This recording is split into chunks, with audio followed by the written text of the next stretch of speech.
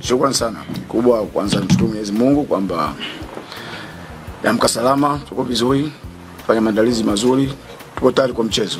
Najua ni mchezo ambao utakuwa mgumu, kwa maana kwamba na Mungu wako juu yetu, sisi tuko chini na kila mmoja anapambana kuhakikisha kwamba anatoka chini kwenda juu. Kwa hiyo kikubwa ni kwamba tutachukulia mchezo kesho kwa uzito mkubwa. Najua ni mchezo ambao utakuwa mzuri, utakuwa mgumu kwa pande zote mbili, lakini tunategemea kuona kwamba tuko nyumbani tutapata matokeo mazuri. Hakuna kingine.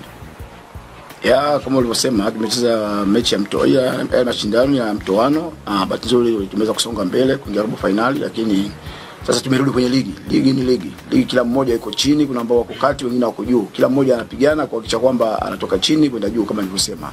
So kwa ujumla nadhani confidence imeongezeka kwa vijana wetu kwa sababu kama ulivyosema tumetoka kupata matokeo mazuri. Kwa hiyo naamini kesho game itakuwa nzuri. Siwezi kuongelea sana hapa. Unajua kila mmoja ana mpango yake, lakini kikubwa kama nilivyosema, na Mungu tumecheza nao mechi ya kwanza, hii mechi ya pili ya marudiano. Tukutana na timu nzuri kama nilivyosema, na sisi tumejiandaa vizuri kwa biashara nao. Hakuna kitu.